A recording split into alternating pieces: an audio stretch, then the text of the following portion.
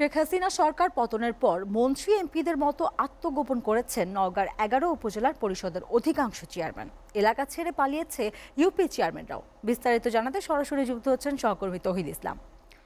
তৌহিদ, আত্মগোপনে থাকা চেয়ারম্যানদের খোঁজে কোনো উদ্যোগ নিচ্ছে না কেন স্থানীয় প্রশাসন? কি বলছেন স্থানীয় মানুষ?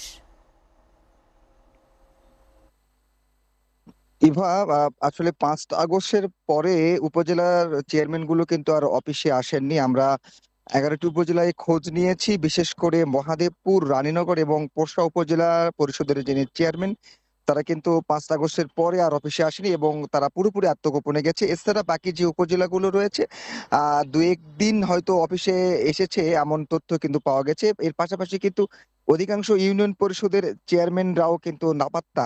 এর ফলে কিন্তু নাগরিক যে সেবা, সে সেবা থেকে কিন্তু বঞ্চিত হচ্ছে নওগাঁর সাধারণ মানুষ। আমরা উপজেলাগুলোতে আসার পরে এই অফিসগুলোতে যারা কর্মরত আছেন তারা আসলে বলছেন যে 5 আগস্টের পরে আসলে উপজেলা চেয়ারম্যানরা আর অফিস করেননি। তারা প্রতিনিয়তই অফিস খুলছেন। যে কার্যক্রম যেগুলো তারা চালাচ্ছেন, কিন্তু উপজেলা চেয়ারম্যান গুলো আসলে অনুপস্থিত থাকায় তাদের যে অফিসিয়াল যে কার্যক্রম সেটি কিন্তু ব্যাহত হচ্ছে।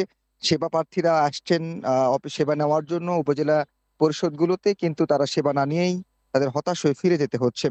আর প্রশাসনের পক্ষ থেকে বলা হচ্ছে যে, যেহেতু রাজনৈতিক অধিকাংশ চেয়ারম্যানরাই রাজনৈতিক ছত্রছায়ায় আসলে তারা নির্বাচিত হয়েছে, যার কারণে সরকার আওয়ামী লীগ পতনের পরে তারা আসলে আত্মগোপনে গেছে। বিভিন্ন ভয়ভীতি বা মামলার কারণে তারা আসলে আত্মগোপনে চলে গেছে।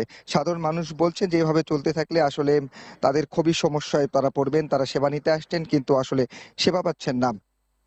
এছাড়া ইউনিয়ন পরিষদের চেয়ারম্যান গুলোর কিন্তু একই অবস্থা।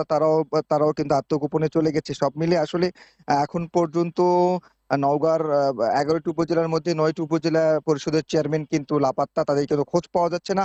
আমরা প্রশাসনের সঙ্গেও কথা বলেছি। তারাও আসলে তাদের খোঁজার চেষ্টা করছে। তারা দ্রুতই কর্মস্থলে ফিরবেন, এমনটিই কিন্তু সাধারণ মানুষের পক্ষ থেকে বলা হচ্ছে। ইভা।